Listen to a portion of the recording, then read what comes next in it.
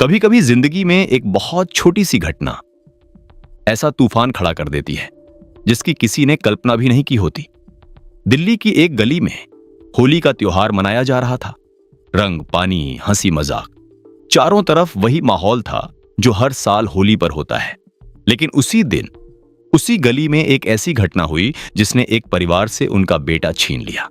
यह कहानी है 26 साल के तरुण कुमार की। 4 मार्च 2026, होली का दिन। दिल्ली के पश्चिमी हिस्से में स्थित उत्तम नगर की एक गली में लोग अपने अपने घरों की छतों से होली खेल रहे थे।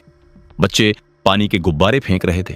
नीचे लोग हंसते मुस्कुराते हुए रंगों से बचते भी और खेलते भी जा रहे थे। उसी समय एक 11 साल की बच्ची अपने घर की छत से गुब्बारों से होली खेल रही थी।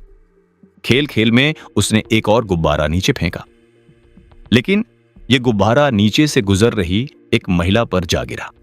होली में ऐसा होना आम बात है, लेकिन उस दिन यह एक बड़ी बहस की शुरुआत बन गया।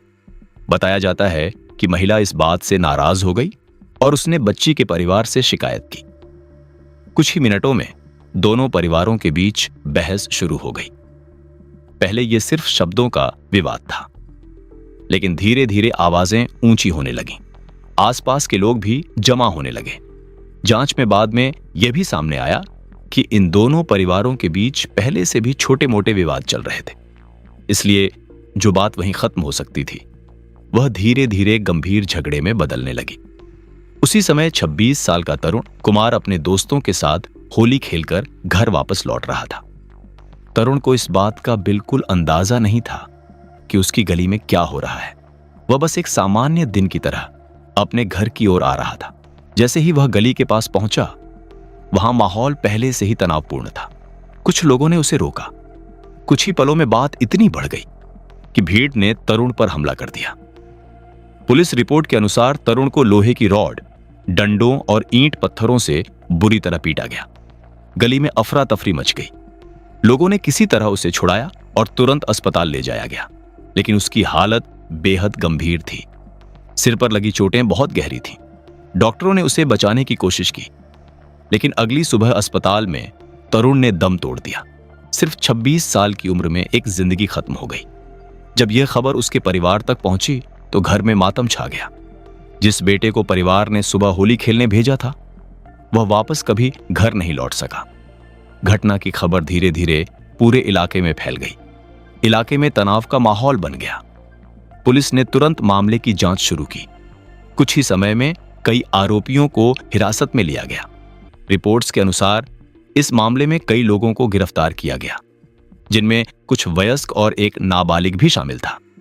उन पर हत्या और हिंसा से जुड़े गंभीर आरोप लगाए गए। इस घटना के बाद इलाके में विरोध प्रदर्शन भी हुए। लोगों ने सड़कों पर उतरकर न्याय की मांग की। मामला इतना बढ़ गया कि प्रशासन को अतिरिक्त पुलिस बल तैनात करना पड़ा। इसी बीच एक और घटना ने इस मामले को और ज्यादा चर्चा में ला दिया।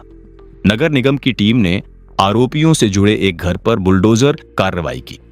बताया गया कि उस घर के कुछ हिस्से अवैध निर्माण के थे, जिन्हें तोड़ा गया। यह कार्रवाई भारी पुलिस सुरक्षा के बीच की गई। हालांकि बाद में यह मामला अदालत तक भी पहुंचा और आगे की तोड़फोड़ पर अस्थायी रोक लगा दी गई। इस घटना के बाद सोशल मीडिया पर भी यह मामला तेजी से फैल गया। लोगों के बीच बहस शुरू हो गई। कुछ लोग इसे कानून व्यवस्था का मामला बता रहे थे, तो कुछ लोग यह सवाल उठा रहे थे कि क्या एक छोटी सी घटना इतनी बड़ी हिंसा में बदलनी चाहिए थी। लेकिन इन सारी बहसों के बीच एक सच्चाई सबसे ज्यादा दर्दनाक है। एक परिवार ने अपना बेटा खो दिया।